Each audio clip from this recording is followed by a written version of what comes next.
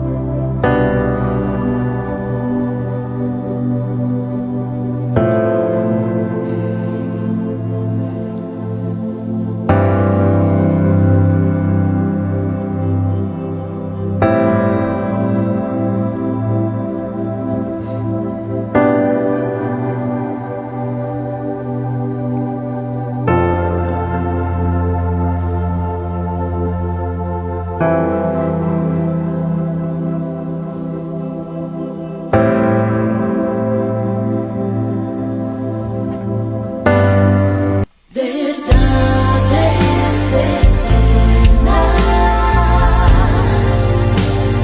con Humberto Canción.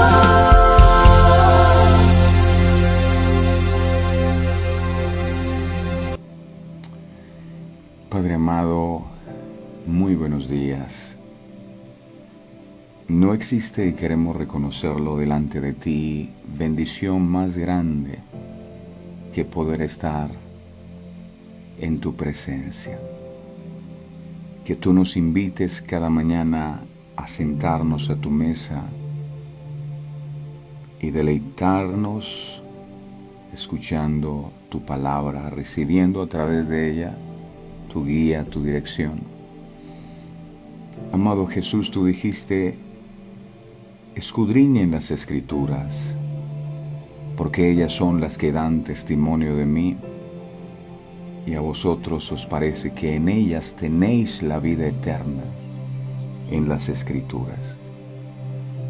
Espíritu Santo, reconocemos que sin la guía tuya es imposible que podamos entender las Sagradas Escrituras. Esta palabra ha sido inspirada por ti, y eres tú quien la revelas a nuestros corazones. Queremos recibir de parte tuya esa bendición, el poder entender, el poder comprender tu palabra. Que hoy, Espíritu Santo de Dios, tu sangre bendita sea derramada sobre nuestras vidas. Que tu sangre bendita sea redimiendo nuestras mentes. Que tu sangre bendita sea redimiendo nuestras emociones, nuestra voluntad, para que nuestro entendimiento pueda ser iluminado por tu palabra y la revelación de la misma pueda llegar a nuestros corazones. Porque una cosa es tener el conocimiento de tu palabra y otra muy distinta, tener la revelación de tu palabra. Es en la revelación donde está la vida. Allí es donde está el secreto. Hoy te pedimos, Dios amado, que nos regales a cada uno de nosotros, los que nos unimos en oración en esta mañana, de esa unción, de esa revelación, de ese discernimiento espiritual. Que permitas que nuestros oídos se agudicen. Danos la sensibilidad espiritual para saber escuchar tu voz, amado. Y no solo escuchar, porque no queremos llenarnos simplemente de conocimiento, sino que nos des a nosotros el carácter, porque se requiere, nos des la valentía, la decisión, la determinación, de que aquello que escuchamos de parte tuya podamos ponerlo por obra. Una sola cosa querías enseñar a tu pueblo en el desierto Y esa sola cosa nos quieres enseñar también a nosotros. Y es que no solo de pan vivirá el hombre, sino de toda palabra que sale de la boca de Dios. La vida no está en el pan, en las cosas materiales de este mundo. La verdadera vida y vida en abundancia está en tu santa y bendita palabra. Que hoy esta escritura pueda ser abierta a nuestro espíritu para poder comprender lo que tú quieres, amado Dios, enseñarnos a través de ella. Nuestros corazones están dispuestos para ti. Queremos, Dios amado, que sea un terreno fértil para que la semilla de tu palabra pueda dar fruto abundante al 100%. Que nuestras vidas sean impactadas por el poder de tu Santo Espíritu y nunca más vuelvan a ser las mismas. En tus manos están nuestros hijos, nuestras familias, están las luchas que a diario tenemos que enfrentar. Estamos plenamente convencidos, Señor, que si buscamos primeramente tu reino y tu justicia como lo estamos haciendo hoy, las demás cosas van a ser añadidas. Gracias por tanto amor y por invitarnos de nuevo a tu mesa a deleitarnos con este pan delicioso, exquisito del cielo. Amado, gracias por estar aquí, porque sin tu presencia en medio de nosotros, nada de lo que aquí se haga tiene sentido. La gloria es solo tuya, no nuestra. Que esta palabra que va a ser compartida pueda producir el efecto, que esta palabra no vuelva vacía, sino que cumpla el propósito con el cual ha sido enviada. Eres bienvenido a este lugar, este es tu programa, este es tu altar. Gracias por llenar nuestras vidas con la presencia tuya, que tu gloria, amado, sea vista. Toca cada vida y toca cada corazón y transfórmanos en el nombre poderoso de Jesús. Gracias, mi Señor. Te amo con todo mi corazón y te bendigo en el nombre poderoso de Jesús. Amén y amén. Familia hermosa, maravillosa, de verdades eternas, tengan todos ustedes muy, pero muy buenos días. No olviden, el Señor dijo: este es el día que hizo Jehová y en él nos alegraremos y nos gozaremos. Ahora, usted dirá, pero ¿por qué me voy a alegrar en este día si no tengo motivos para alegrarme? Tenemos muchos motivos. El principal de ellos es que, siendo aún pecadores, Cristo murió por nosotros en la cruz del Calvario. El hecho de saber que nuestro Señor no se quedó crucificado en el madero, ni una tumba pudo retenerlo, es suficiente para que todos nosotros estemos llenos de gozo, porque ha sido una gran victoria la que el Señor obtuvo para cada uno de nosotros en la cruz del Calvario. Si Dios nos dice que nos alegremos en este día, es porque algo Él va a hacer poderoso. Gracias damos al Señor por sus vidas. Dios los bendiga. Damos la bienvenida a todos los que se conectan en nuestra amada Colombia y en las diferentes latitudes del mundo. Déjenos saber en qué lugares del mundo ustedes se encuentran. Les mandamos un abrazo fraterno y bueno, bienvenidos a este fin de semana maravilloso con el Señor. Hoy un cierre con broche de oro, así que disponga su corazón para recibir lo que el Señor nos quiere ministrar en este día. Y como siempre, nunca nos debemos olvidar de la necesidad de nuestro hermano. Hay personas que tal vez en este día se levantaron sin esperanza, se levantaron con deseos de no seguir, de no avanzar. Y una palabra puede marcar la diferencia. Ustedes no se alcanzan a imaginar el poder que hay en una palabra a tiempo, ¿verdad? Entonces vamos a dejarnos usar por el Señor para que otros también puedan ser ministrados a través de esta palabra. Así que vamos a compartir, mis amados, con ellos. Sean todos bienvenidos. Un abrazo fraterno. Esto es Verdades Eternas. Y ahora sí estamos listos, hambrientos, sedientos de tu santa y bendita palabra. Tú dijiste, amado Jesús, el hombre sabio y prudente es aquel que oye la palabra, pero no solo la oye, sino que la guarda y la pone por obra. La persona que hace estas tres cosas es como si estuviera edificando su casa sobre una roca. Y cuando vienen los vientos, los ríos y las lluvias y golpean contra la casa no podrá caer porque está edificada sobre un fundamento firme. Y a eso hemos venido, a edificar nuestras vidas sobre un fundamento firme, el fundamento de tu palabra. Queremos oír, queremos guardar y queremos practicar para que así sea. Háblame, Señor, que tu pueblo anhela escucharte. Declaro, el Espíritu de Jehová el Señor está sobre mí. Gracias, Señor. Amén. Mis amados, hoy el tema que vamos a estar compartiendo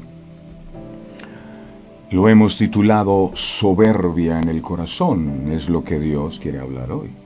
Soberbia en el corazón. Nehemías capítulo 9 en el verso 29.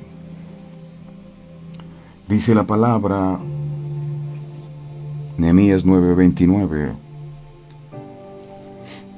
Les amonestaste a que se volviesen a tu ley, mas ellos se llenaron de soberbia y no oyeron tus mandamientos, sino que pecaron contra tus juicios, los cuales si el hombre hiciere, en ellos vivirá.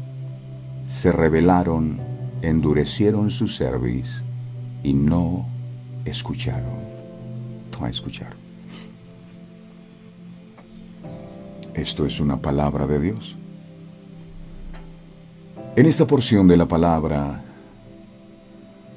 Nehemías nos muestra cuál fue la razón por la que los hijos de Israel comenzaron a alejarse poco a poco de Dios.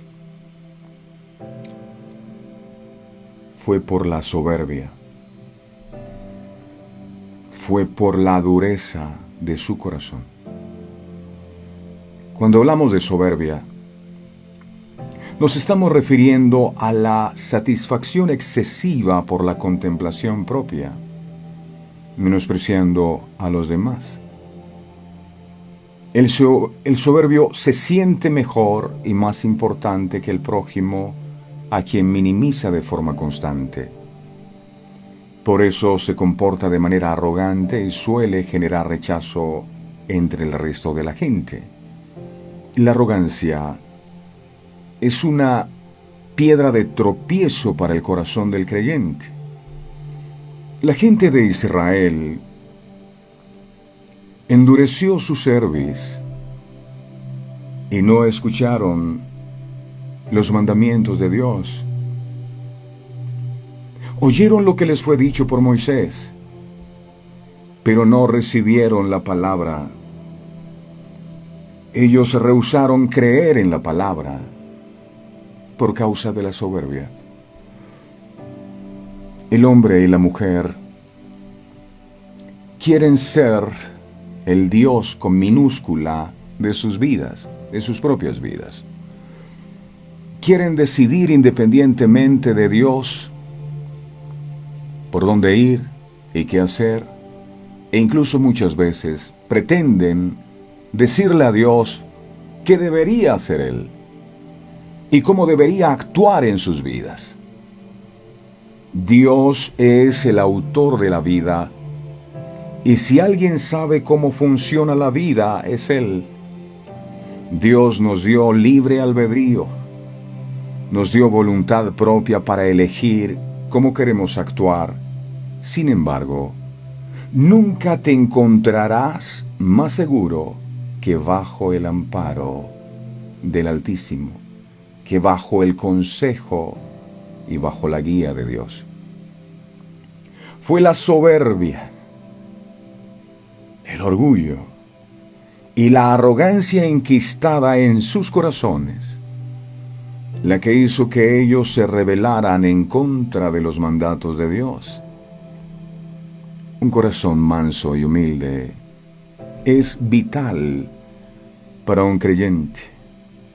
La Biblia dice que un corazón contrito y humillado Dios jamás desprecia. Lo contrario a contrito y humillado es un corazón arrogante. Recibir con mansedumbre las instrucciones de su palabra nos dará vida, paz, libertad. Tener soberbia y dureza de corazón nos llevará por un camino empedrado de amargura y sinsabores. La soberbia nos hace caminar en círculos, llevando una carga pesada a cuestas, y produce ceguera espiritual a quien la guarda en su corazón. La persona que es soberbia le cuesta ver y oír la palabra de Dios. Cuando Jesús, en su cuerpo resucitado, salió al encuentro de aquellos 2 discípulos en el camino a una aldea llamada Emaús o Emaús, ellos están hablando y de pronto Jesús llega a la escena y Jesús empieza a hablar con ellos. Jesús resucitado para ellos era un extraño. Ellos no reconocen a Jesús. ¿Por qué? Porque la incredulidad había endurecido sus corazones. El libro de Lucas, miremos por favor el libro de Lucas, capítulo 24, verso 15 y 16. Dice la palabra: sucedió que mientras hablaban y discutían entre sí, Jesús mismo se acercó y caminaba con ellos. Jesús caminaba con ellos. Verso 16. Mas los ojos de ellos, mire cómo estaban los ojos, estaban velados para que no le reconociesen. Estaban velados los ojos. Es una gran bendición, mis amados, poder ver, espiritualmente hablando. También es una bendición. No solo carros, casas y becas, el poder ver. Espiritualmente es una bendición. Los ojos de ellos estaban velados. Por eso, aunque Jesús resucitado caminaba al lado de ellos, no pudieron reconocerle. Son momentos de oscuridad. Cuando nuestros ojos están velados y no podemos distinguir con claridad la revelación de Dios. Esto sucedió después de la muerte y crucifixión de Jesús, cuando 2 de sus discípulos caminaban de regreso a la aldea de Emaús, decepcionados por los acontecimientos ocurridos en Jerusalén, donde su maestro había sido crucificado. Con frustración y desesperanza, ellos caminaban cuando Jesús se acercó a ellos, pero no le pudieron reconocer, porque sus ojos estaban enceguecidos. Estos 2 varones, como muchos otros en este tiempo, lo habían dejado todo por seguir a Jesús. Habían depositado su fe y esperanza en el mensaje transformador de este varón profeta de Dios, poderoso en obras y en palabras delante de Dios y los hombres. Esos discípulos habían sido testigos de sus muchos milagros y de las buenas nuevas de salvación que ellos habían abrazado durante 3 años y medio.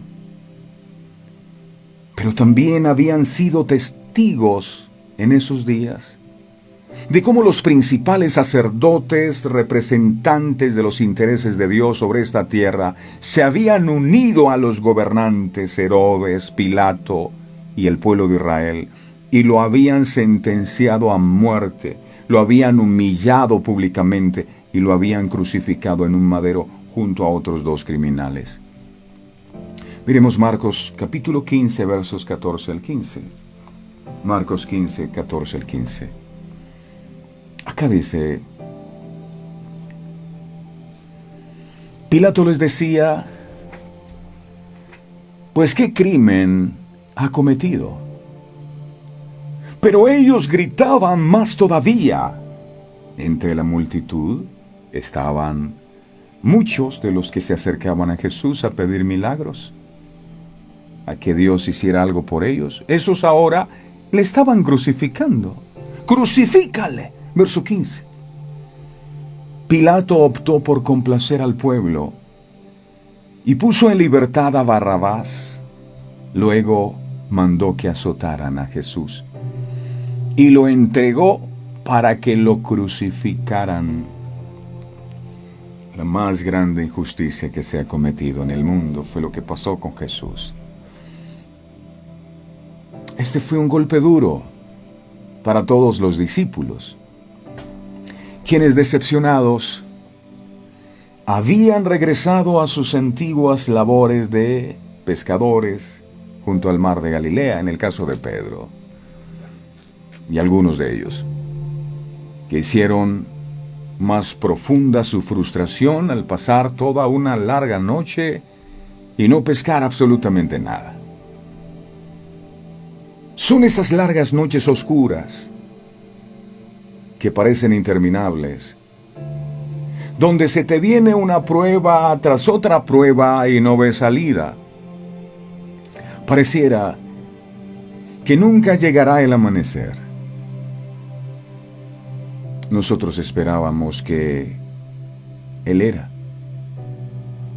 el que había de redimir a Israel. Ese era el tema de discusión de estos discípulos camino a Emaús. Miremos cómo hablaban. Lucas capítulo 24, porque esta historia o esta actitud de estos discípulos puede estar siendo nuestra actitud en este tiempo. Y yo repito, habían estado con Jesús, habían visto a Jesús, creían en Jesús, lo dejaron todo por Jesús. Pero cuando Jesús va a la cruz, entonces ya no creían en Jesús. ¿Será que este Jesús era cierto? ¿Será verdadero?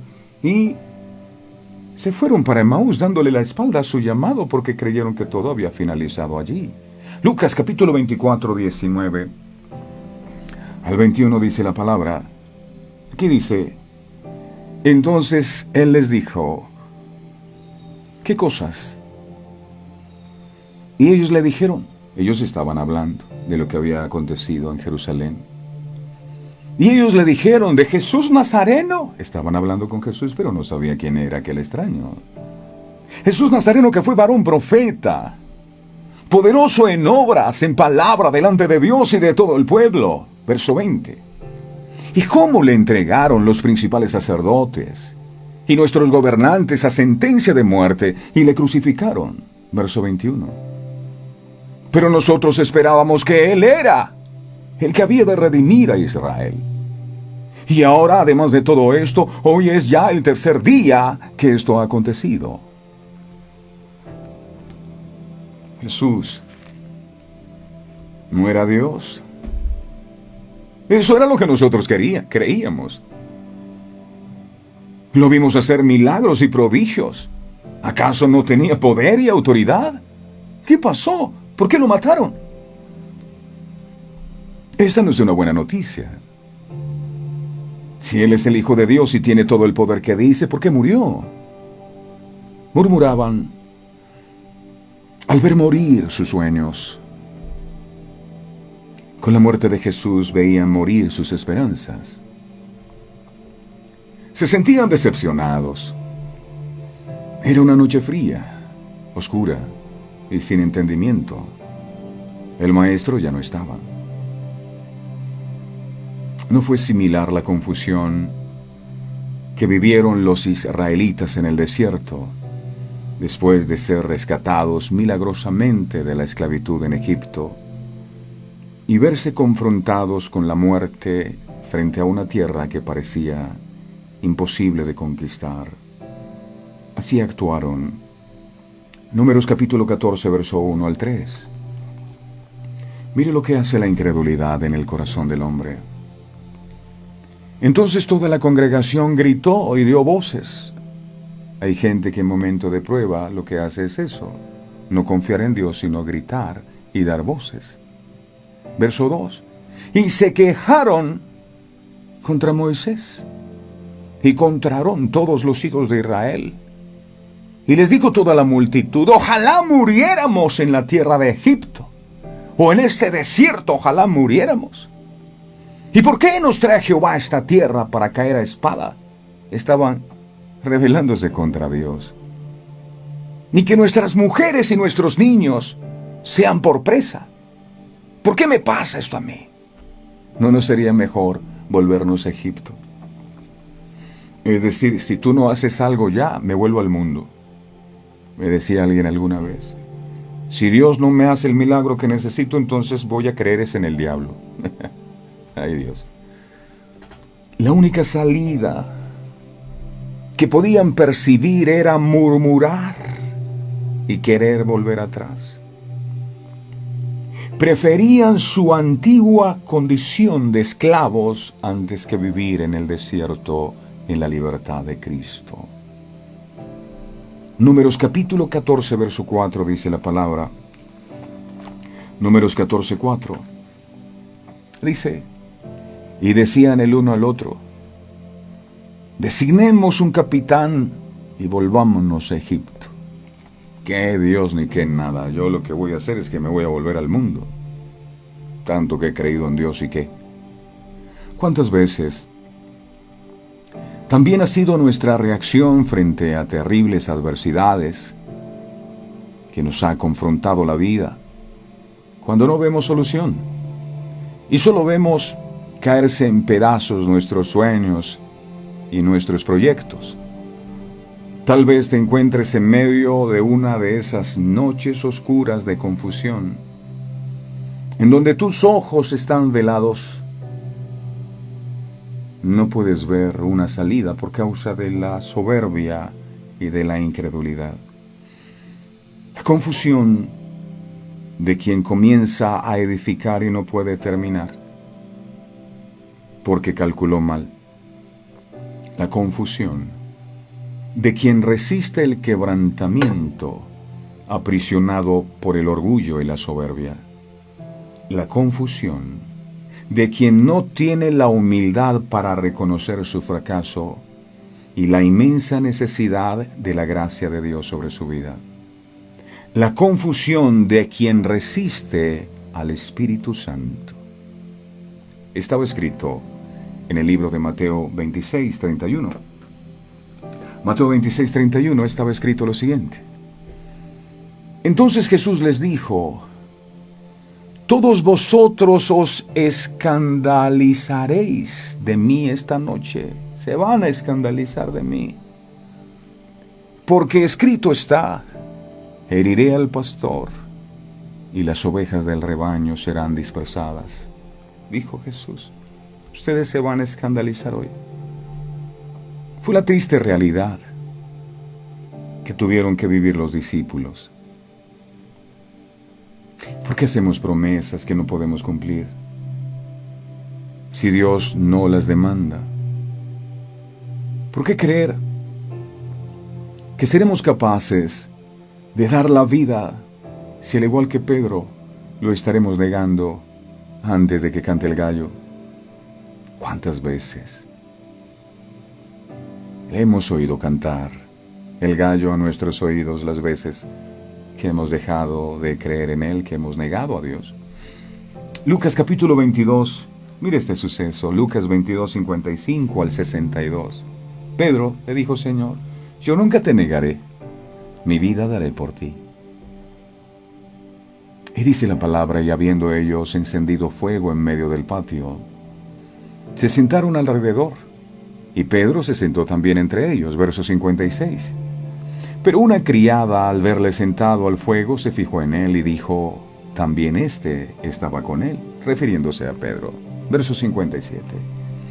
Pero él lo negó, diciendo: mujer, no lo conozco, yo no sé quién es ese Señor Jesús. Verso 58.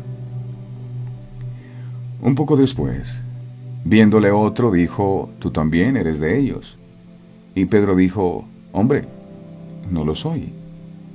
Verso 59. Como una hora después, otro afirmaba diciendo: verdaderamente también éste estaba con él, porque es Galileo. Verso 60. Y Pedro dijo: hombre, no sé lo que dices. Y enseguida, mientras él todavía hablaba, el gallo cantó. Verso 61. Entonces, vuelto el Señor, miró a Pedro, la mirada más tierna que jamás hombre alguno haya recibido. El Señor miró a Pedro, y Pedro se acordó de la palabra del Señor que le había dicho: antes que el gallo cante, me negarás 3 veces. Verso 62. Y Pedro, saliendo fuera, dice la Biblia, lloró amargamente. Negué a Jesús, y yo que decía que no. Sin una noche amarga como la de Pedro, muchos de nosotros no entraríamos en razón. Necesitamos vivir ese fracaso. Está la confusión y oscuridad de esos momentos que nuestros ojos velados no pueden percibir que Jesús ha resucitado y camina a nuestro lado, como les ocurrió a esos discípulos. Jesús caminaba junto a ellos como camina con usted y conmigo hoy. Les alumbraba con su luz, pero el velo de sus ojos les impedía ver. Me siento solo, me siento triste. ¿Dónde está Dios? ¿Por qué me ha abandonado? ¿Por qué no hace algo por mí? ¿Y el Señor ahí? Jesús camina ahora con nosotros. Sí, camina contigo. Pero es que si Él estuviera conmigo, yo no estuviera pasando por pruebas. ¿Quién dijo eso? Job era un hombre perfecto, recto, apartado del mal. Y mira todo lo que vivió. ¿Quién dijo que los hombres y las mujeres de Dios no pasan por pruebas? ¿Quién dijo eso? Todos pasamos por pruebas, incluso mayores que las de un soldado raso. Pero sabemos que aún en medio de la prueba Dios está. O si no, mira a Daniel. Los leones no se lo pudieron comer. ¿Por qué? Porque Dios estaba con él en medio de su prueba. ¿Por qué no se quemaron los amigos de Daniel? Porque Dios estaba con ellos. ¿Por qué David dijo: aunque ande en valle de sombra de muertes, no temeré mal alguno? ¿Por qué? Porque soy David y derribé a Goliat. No. Yo no temeré mal alguno, aunque ande en valle de sombras de muerte, en enfermedad, en peligro. ¿Por qué no temeré? Porque tengo la certeza que Él está conmigo. Hay mucha gente deprimida, triste. Me siento solo, me siento sola. ¿Y entonces dónde está Dios para ti? ¿Dónde? Ahora, el hecho que no lo puedas sentir no significa que Él no exista y no sea real. Él no es producto de una emoción. Él está con nosotros. Pero por causa de nuestra ceguera, no nos percatamos de su presencia y andamos por la vida vacíos en nuestro corazón, tristes, apesadumbrados. El orgullo y la falsa superioridad es un velo a nuestros ojos. Santiago capítulo 4, verso 6, dice la palabra. Santiago 4, 6, dice: pero Él da mayor gracia. Por esto dice: Dios resiste a los soberbios y da gracia a los humildes. Da gracia a los humildes. El soberbio exige. El humilde pide. Permitamos que Él, en este día, amado, abras las Escrituras. Dejemos que arda su llama en nuestro corazón. Dejemos que alumbre nuestra oscuridad y quite toda escama de nuestros ojos. Su palabra es espíritu y vida. Su palabra es lumbrera y lámpara a nuestros pies. ¿Usted quiere alumbrarse en la oscuridad? Entonces créale a la palabra, busque la palabra, ella es la lámpara. Salmo 119, 105. Mire qué dice aquí. Ay, es que yo no quiero estar en la oscuridad. Entonces créale a la Biblia. Lámpara es a mis pies tu palabra. ¿Qué es la palabra para usted? ¿Un somnífero? Porque algunos toman la Biblia y se duermen leyéndola. ¿Qué es la palabra para usted? ¿Un amuleto abierta en el Salmo 91 y 23 en el atril de su casa y nunca la coge? ¿Qué es la palabra de Dios para usted? Lámpara es a mis pies tu palabra y lumbrera a mi camino. Ella es el faro. Aquí está el lugar por donde debemos andar, qué debemos y no debemos hacer. Es su palabra. Pero Israel tenía en poco la palabra por la soberbia en el corazón. ¿Y cómo se manifestaba esa soberbia? Claro, alguien que no busca la palabra, que no depende de la palabra, que no cree la palabra, se cree el Dios de su propia vida. Yo no necesito que Dios me diga nada. Yo puedo llevar mi vida a mi manera y Dios te va a demostrar que no vas a poder hasta que te rindas y puedas decir, definitivamente necesito depender de ti. No necesitamos entenderlo todo. La Biblia no es para entenderla, ¿sabía usted? La Biblia es para creerla. Solo necesitamos creer. Y Él nos revelará lo que necesitamos. Lámpara es a mis pies tu palabra y lumbrera mi camino. Él tiene el control. Jesús es el Señor y camina a nuestro lado. Mis amados, el Padre nos creó para su propósito eterno en su Hijo. No juzguemos por las apariencias. Busquemos la esencia. Herodes y Poncio Pilato, los gentiles, los dirigentes y el pueblo de Israel no determinaron los acontecimientos ocurridos en Jerusalén. Ellos habían actuado de acuerdo a lo que Dios había determinado que sucediera para que la Escritura se cumpliese. No, es que fue Pilato, fue la gente. ¡No! Este fue el plan establecido por Dios para nuestra redención. El mundo era testigo del juicio, de los padecimientos y crucifixión de Jesús. Pero lo que realmente había ocurrido en aquel momento histórico de la humanidad era lo que Dios había determinado que sucediera. Juan capítulo 3, verso 16, está escrito, mira esto. Y sé que lo conoces. Ahora necesitas pedirle al Señor que te dé revelación de esto. Dice, porque de tal manera amó Dios al mundo, y nosotros hacíamos parte del mundo. Es como el Señor diciendo, no habiendo una forma más grande de demostrar cuánto amo al mundo y cuánto te amo a ti.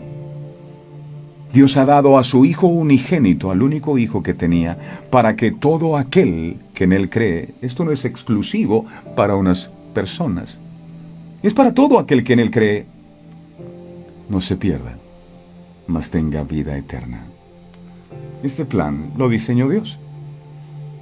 De manera que según la perspectiva divina de la cruz, Jesús no estaba siendo derrotado en el madero. Dios no estaba muriendo. Era el amor del Padre obrando en su Hijo, nuestra redención. Nosotros estábamos siendo juzgados en Jesús. Él estaba llevando nuestros pecados y la vieja naturaleza. Él estaba tomando nuestro lugar. Por gracia sois salvos. Hebreos capítulo 9, verso 12. Mire lo que dice aquí. Hebreos 9, 12 dice, y no por sangre de machos cabríos ni de becerros, sino por su propia sangre, la sangre de Jesús, por supuesto. Entró una vez para siempre en el lugar santísimo, habiendo obtenido eterna eterna redención es el regalo más maravilloso. No, Señor, yo quiero plata. No, yo quiero redención. Amén. Amén. Por supuesto que un milagro de sanidad es una bendición. ¿Quién dijo que no? Pero Lázaro, aunque fue resucitado de entre los muertos, se tuvo que morir. ¿De qué vale ser sanado si no eres salvado? ¿De qué vale tener riquezas en este mundo si pierdes tu salvación? Dios estaba quitando y clavando toda maldición sobre la humanidad. Estaba clavando toda maldición sobre la humanidad. Él estaba despojando a Satanás y estaba quitando el pecado del mundo. Colosenses capítulo 2, versos 14 y 15 dice la palabra. Colosenses 2, 14 y 15 dice la palabra: anulando el acta de los decretos que había contra nosotros, que nos era contraria, quitándola de en medio y clavándola en la cruz, verso 15, y despojando a los principados y a las potestades, los exhibió públicamente, triunfando sobre ellos en la cruz. Dios nos estaba perdonando y estaba sanando todas nuestras dolencias. Eso dice Isaías, capítulo 53, versos 4 al 6. Dice la palabra. Isaías dice: ciertamente llevó Él nuestras enfermedades. Atención. Ciertamente llevó Él nuestras enfermedades y sufrió nuestros dolores, y nosotros le tuvimos por azotado, por herido de Dios y abatido. Mas Él herido fue por nuestras rebeliones, molido por nuestros pecados. El castigo de nuestra paz fue sobre Él, y por sus llagas fuimos nosotros curados. No dice que lo va a hacer, ya lo hizo. Fuimos nosotros curados. Verso 6. Todos nosotros nos descarriamos como ovejas. Cada cual se apartó por su camino, mas Jehová cargó en él el pecado de todos nosotros. Eso fue lo que ocurrió con la muerte de Jesús. Dios nos estaba reconciliando consigo mismo y con su propósito eterno para nuestras vidas. Dios estaba liberando la bendición prometida en Abraham de bendecir en su Hijo a todas las familias de la tierra. Dios nos estaba adoptando hijos suyos por puro afecto de su voluntad. Miremos Romanos, capítulo 8, verso 15, Romanos 8, 15. Dice la palabra: pues no habéis recibido espíritu de esclavitud para estar otra vez en temor, sino que habéis recibido espíritu de adopción, por el cual clamamos Abba Padre. Esa palabra Padre, Abba Padre, es papito. No hemos recibido espíritu de esclavitud, sino espíritu de adopción. Somos hijos, no esclavos.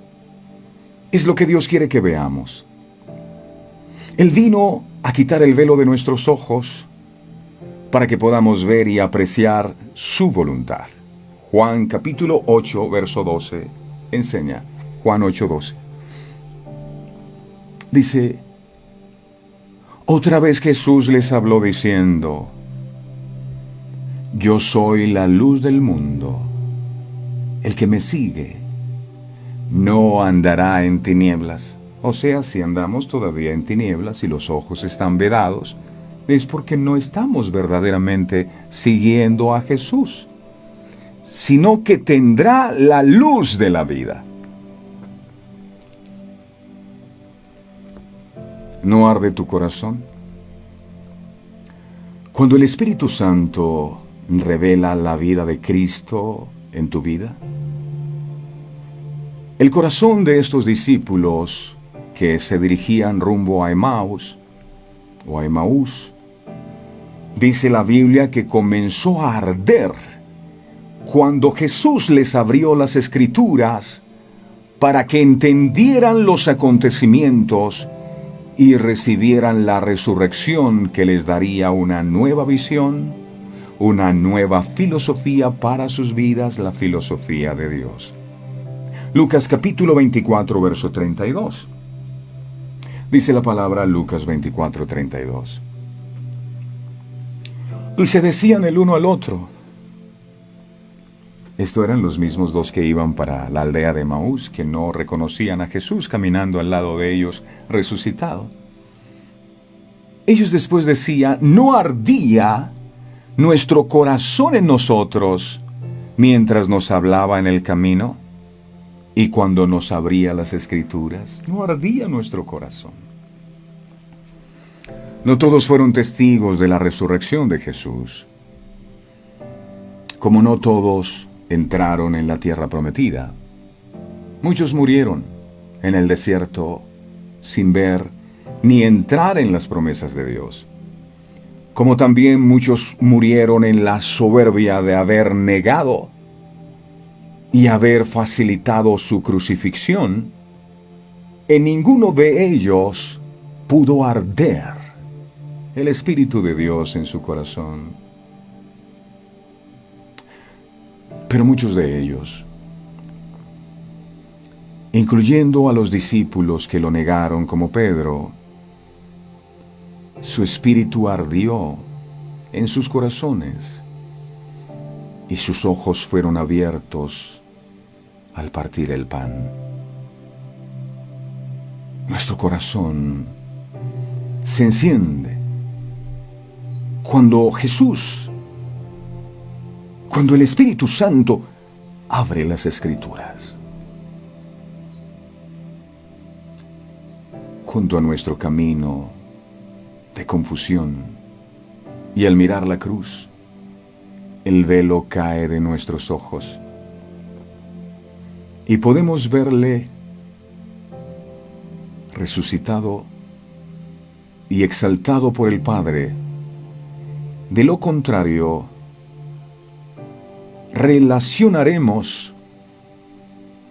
nos relacionaremos no con un Jesús resucitado, sino con un Jesús crucificado.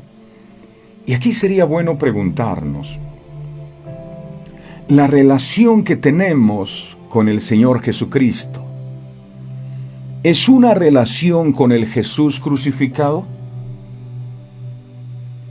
¿O es una relación con el Jesús que resucitó y que está sentado a la diestra de Dios Padre? ¿Con cuál de estos dos Jesús tú te relacionas? Porque tener la relación con alguien que quedó crucificado en el madero y que murió, sería vivir o creer en un Cristo muerto. Mas cuando fueron a buscar a Jesús a la tumba, algunos ángeles dijeron, ¿por qué buscan entre los muertos al que vive? Muchas personas predican de Cristo, pero predican de un Cristo crucificado. No predican de un Cristo resucitado, y por eso las personas les cuesta creer que Él puede hacer algo en favor de nosotros. Si Él está muerto, ¿cómo me va a escuchar? ¿Cómo me va a salvar? ¿Cómo me va a guiar? ¿Cómo me va a orientar? Es importante que medites tu relación con quién es, con el Jesús que quedó crucificado, que es importante. Siento que el Evangelio, el 50% es la muerte de Cristo y el otro 50% es la resurrección de Cristo. En el libro de Efesios dice que Él por gracia nos salvó. Y dice, y juntamente con Él nos resucitó y nos hizo sentar en los lugares celestiales. Y esa parte del mensaje, el 50% de esa predicación del Evangelio, no se comparte. Y en esa 50 parte el enemigo mantiene los ojos velados de muchos para no entender, para que no entiendan y no comprendan que Jesús no murió solo, nuestro viejo hombre, nuestra vieja naturaleza murió con él. Y que Jesús al resucitar tampoco resucitó solo, usted y yo resucitamos con él. Y esta parte del mensaje mucha gente no la conoce. Por eso hay tristeza, hay desconsuelo cuando se acercan a Cristo y se conforman con un crucifijo de palo y todos llenos de lamento. No, la Biblia dice que con Cristo somos más que vencedores.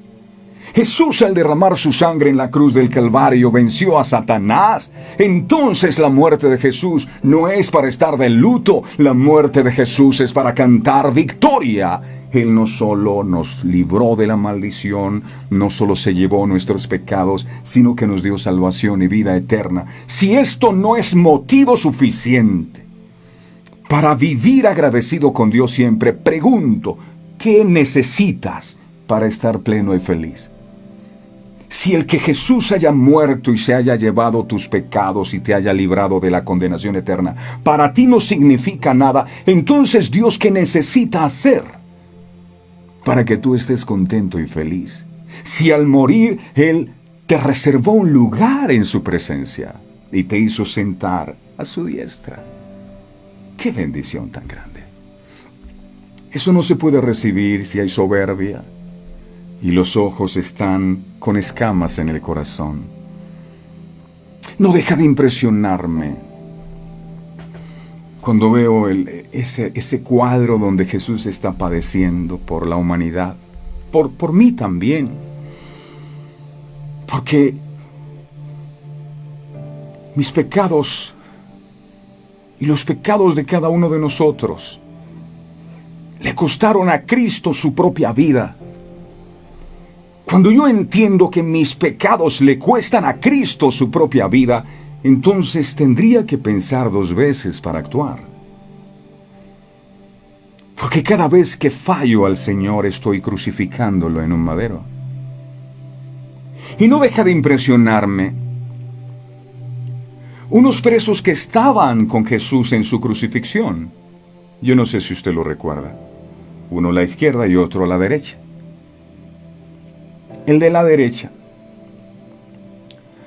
aunque estaba viendo a Jesús en la misma condición en la que él se encontraba, el Señor le abrió los ojos para que pudiera entender que ese hombre moribundo, ensangrentado y completamente desfigurado era la máxima autoridad del universo y que podía reservarle un lugar en el paraíso. Este hombre le dijo a Jesús: acuérdate de mí cuando estés en tu reino. Y así ocurrió. Lucas capítulo 23, verso 43. Lucas 23, 43. Este hombre era humilde. Lucas 23, 43 dice la palabra. Entonces Jesús le dijo: de cierto te digo que hoy, no mañana, no la próxima semana, hoy estarás conmigo en el paraíso. Ay, ¿a cuánto les gustaría estar en el paraíso con el Señor? Necesitamos ser humildes. Necesitamos despojarnos de todo orgullo, de toda arrogancia, creer que nos la sabemos más que el Señor y que podemos sacar adelante nuestra vida en nuestra propia fuerza. Ese hombre de la derecha era humilde. Pero me impresiona, ¿sabe qué es lo que me impresiona? Imagínese a Jesús predicando, y esa fue una de sus últimas predicaciones. El púlpito más sublime donde alguien haya podido predicar se llama la cruz. No es un púlpito elegante, no es un púlpito precioso con coros, danzas. No, el púlpito era la cruz.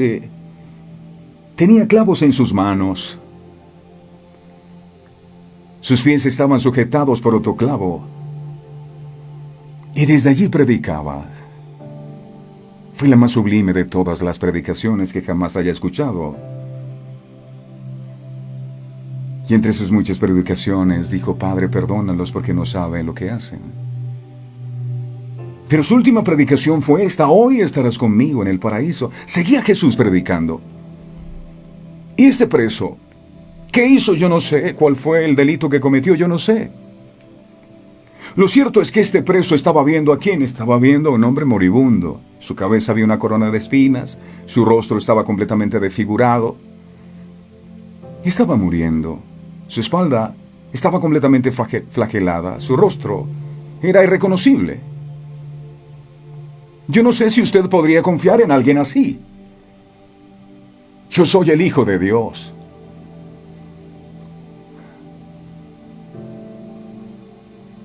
Cualquiera pudiera pensar, ¿cómo va a ser ese el Hijo de Dios? Pero este hombre tenía humildad para reconocer que ese hombre que estaba colgado en ese madero, a pesar de su condición, era el Hijo de Dios. Mientras tanto, el preso de la izquierda, cegado por su incredulidad, no pudo ver más que un simple moribundo. Lucas capítulo 23, verso 39 al 41. Dice la palabra Lucas 23, 39 al 41, dice: Y uno de los malhechores que estaban colgados, le injuriaba diciendo: Si tú eres el Cristo, sálvate a ti mismo y a nosotros. Verso 40. Respondiendo el otro le reprendió diciendo: ¿Ni aún temes tú a Dios estando en la misma condenación? Verso 41. Nosotros a la verdad justamente padecemos, porque recibimos lo que merecieron nuestros hechos, mas éste ningún mal hizo.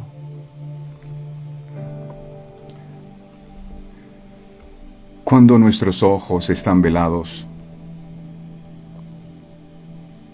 es difícil que resplandezca su luz admirable y que podamos ver un nuevo amanecer. Es difícil.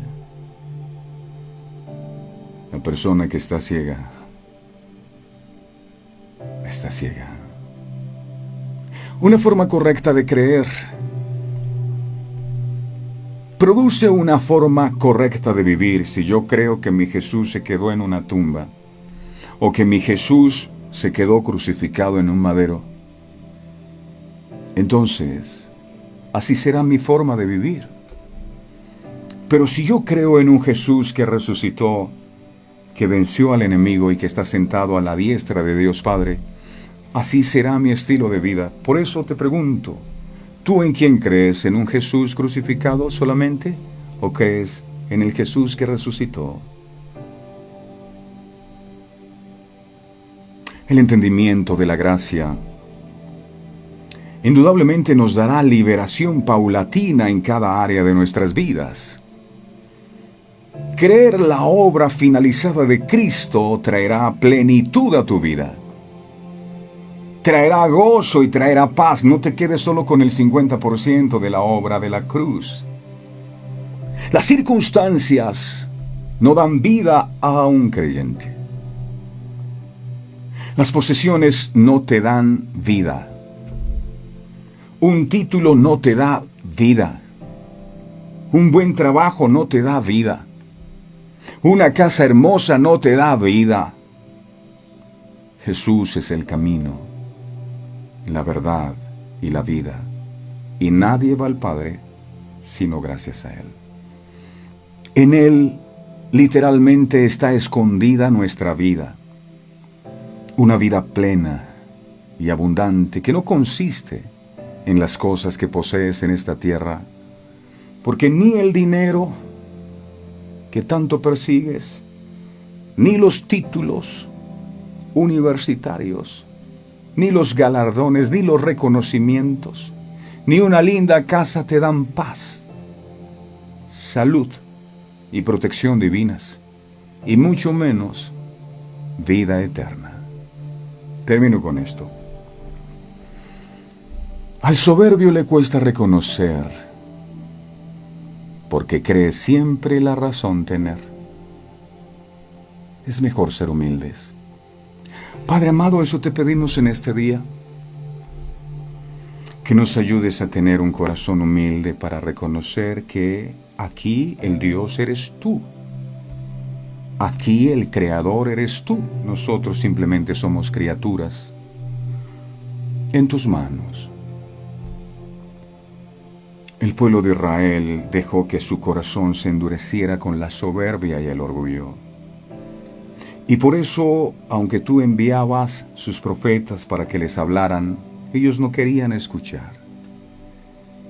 El orgullo les hacía pensar que podían ser autosuficientes y que podían tomar sus propias decisiones. Y a muchos de nosotros nos ha pasado lo mismo en determinados momentos de nuestra vida. Hemos dicho, no, yo solo lo puedo hacer, yo puedo prosperar, yo puedo salir adelante. Y hacemos una cosa, hacemos otra y al final nada nos funciona. Y qué bueno que no nos funcione porque es la única manera de reconocer que sin ti no somos nada y aprender humildad. La única forma de aprender humildad es siendo humillados. Gracias, amado, por cada proceso por el cual tú nos has llevado, porque ha tenido como propósito hacer de nosotros personas humildes, que tiemblan ante tu palabra, que se rinden ante tus preceptos y designios. De nada vale decir que tenemos un Dios a quien no le creemos.